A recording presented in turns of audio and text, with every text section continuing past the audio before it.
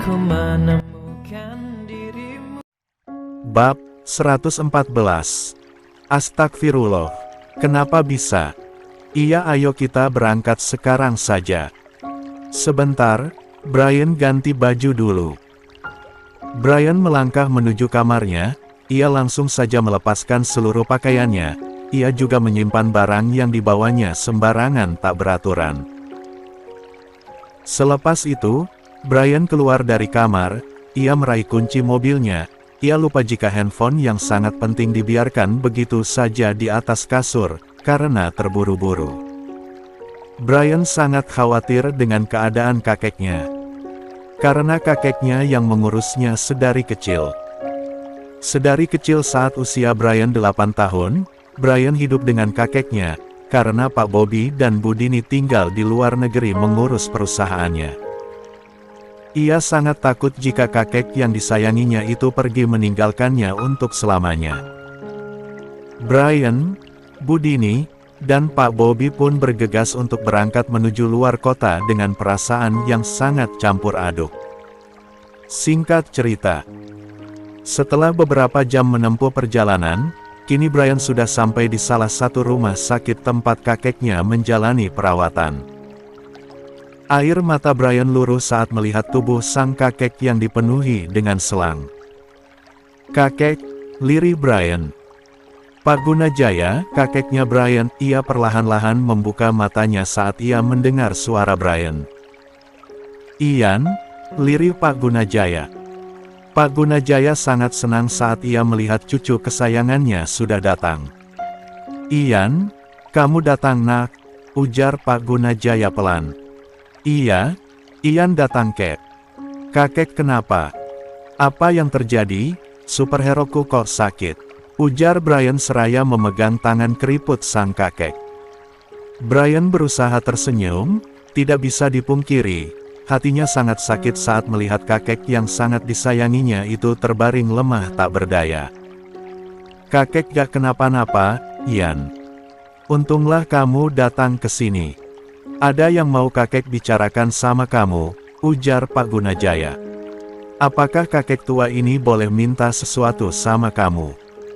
"Sebelum kakek pergi dari dunia ini," lirih Pak Gunajaya.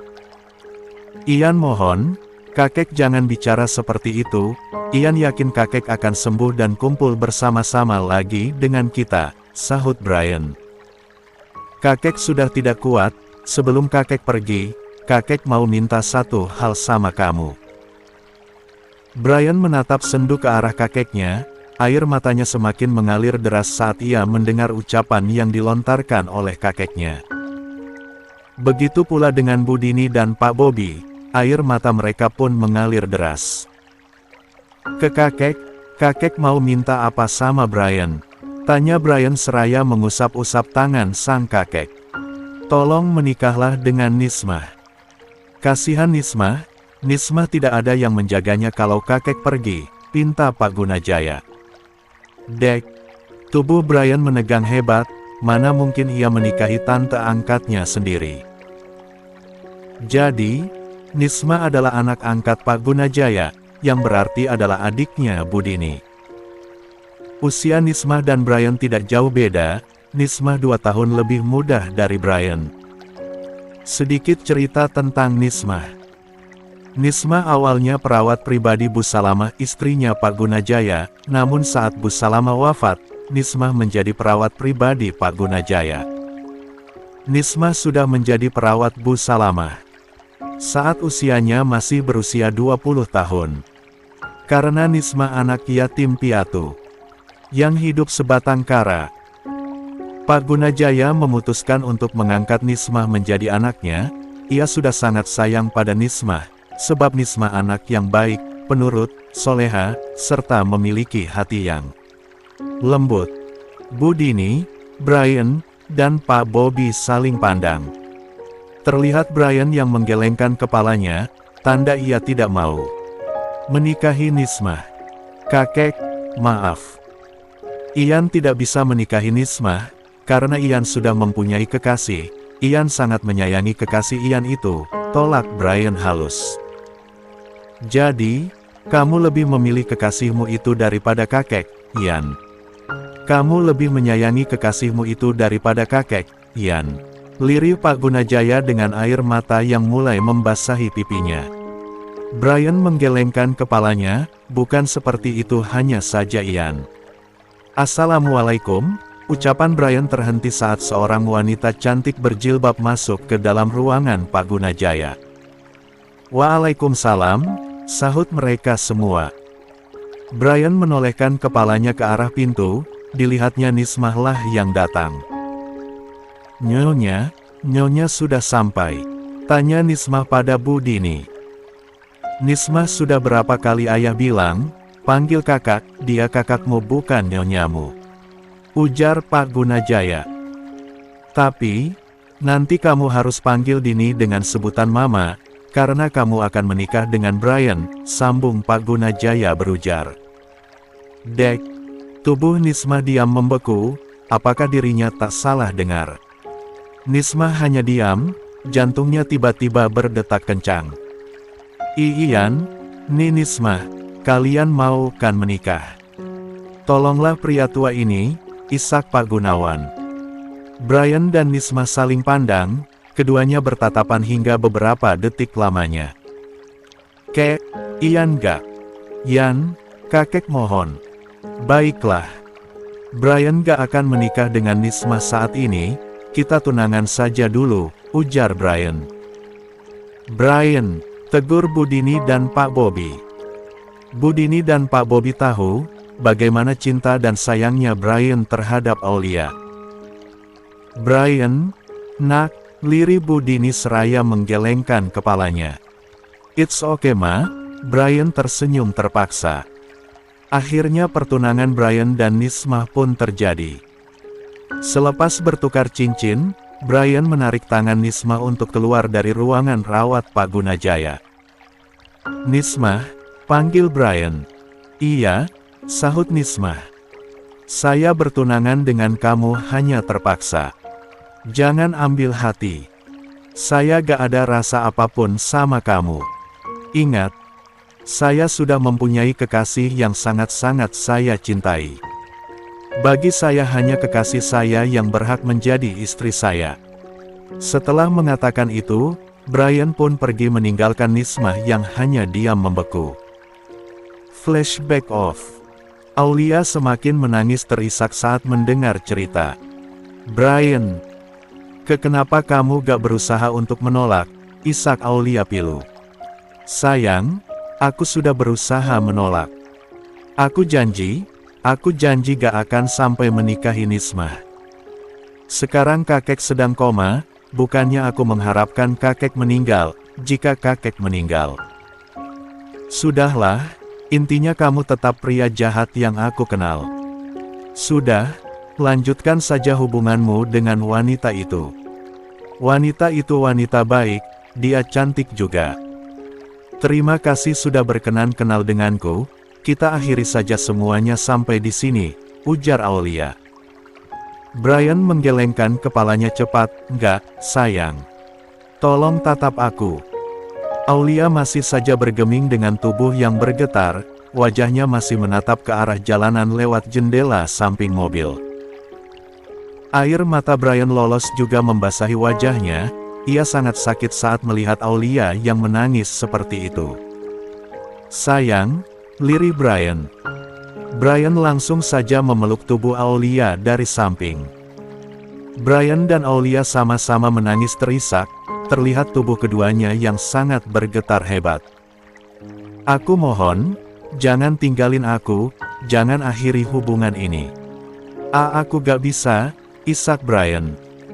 Ini yang terbaik untuk kita.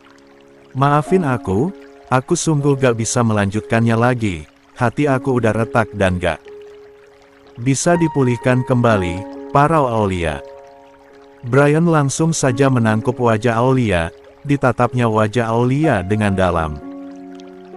Dihapusnya air mata Aulia yang membasahi wajah cantiknya, hati Brian semakin mencelos sakit saat ia melihat mata Aulia yang memerah. Dan sangat sembab. Maafin aku udah buat kamu nangis. Dengerin aku. Aku akan melepaskan Nismah.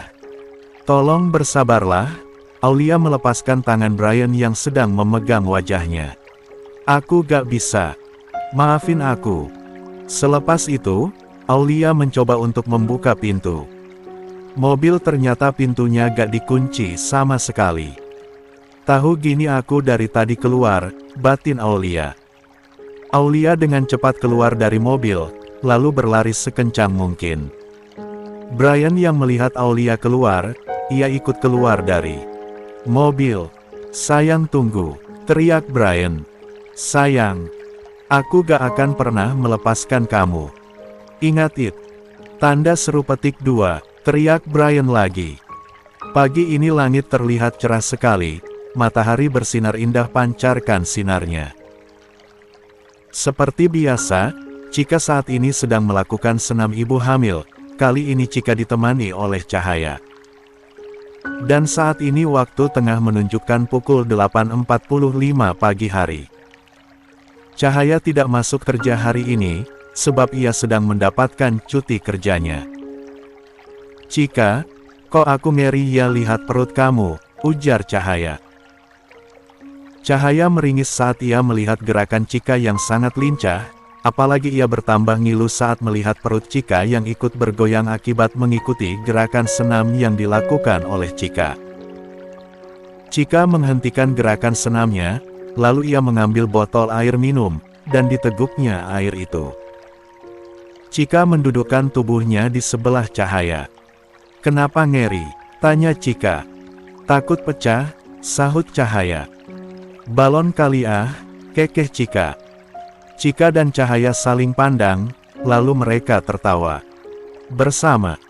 Chika, sebenarnya pria yang kemarin itu siapa? Tanya Cahaya. Chika mengernyit, pria yang mana? Chika balik bertanya. Itu lo yang di restoran itu, yang kemarin makan bareng sama kita, jawab Cahaya. Oh maksud kamu Kak Arion. Aulia mengedikkan bahunya, mungkin, iya deh dia. Chika tersenyum tipis, ia memicingkan matanya menatap Cahaya. Kenapa nih? Tumben tanya-tanya. Apa jangan-jangan ada someting, goda Chika. Cahaya mendelikkan matanya judes. Aku hanya tanya aja, ujar Cahaya sedikit ketus. Chika tertawa pelan, biasa saja dong.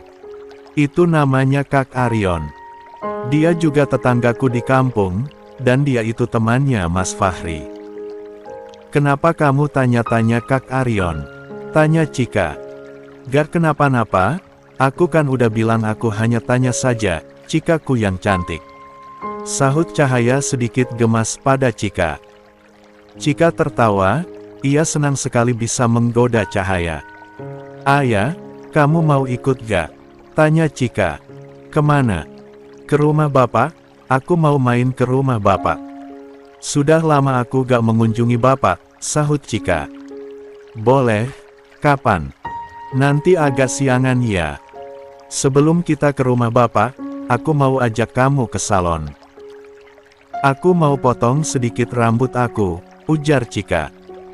Oke, aku hanya temani kamu saja, aku gak ada duit, belum gajian. Ish. Apaan sih kok gitu? Tenang aja ayah, aku akan bayarin kamu bebas melakukan apapun nanti di salon. 5. Enggak ah, aku gak mau ngerepotin kamu Chika, tolak Cahaya. Ya sudah, aku ngambek, ujar Chika cemberut. Ya sudah, aku pulang, goda Cahaya. Ayah, geram Chika. Cahaya terkekeh geli, memangnya kamu saja yang bisa buatku kesal hah? Chika menekuk wajahnya kesal, iya maaf. Ayo kita keluar dari sini, aku mau mandi dulu. Cahaya hanya menganggukkan kepalanya guna menanggapi ucapan Chika. Di sisi lain, Fahri saat ini sedang di kantor, ia baru saja menyelesaikan meetingnya. Saat Fahri hendak melangkah masuk ke dalam ruang kerjanya, tiba-tiba ada seseorang yang memanggilnya dari belakang. Fahri, panggil seseorang itu. Fahri membalikkan badannya ke arah belakang. Dilihatnya Arionlah memanggilnya, terlihat Arion yang sedang berjalan ke arah Fahri. "Arion," panggil Fahri. "Tumben kesini gak bilang-bilang dulu," ujar Fahri. "Gue udah telpon lo, tapi gak lo jawab," sahut Arion. "Sorry, gue tadi lagi meeting, ponsel gue di dalam, gak gue bawa," ujar Fahri. "Ayo masuk," sambung Fahri berujar.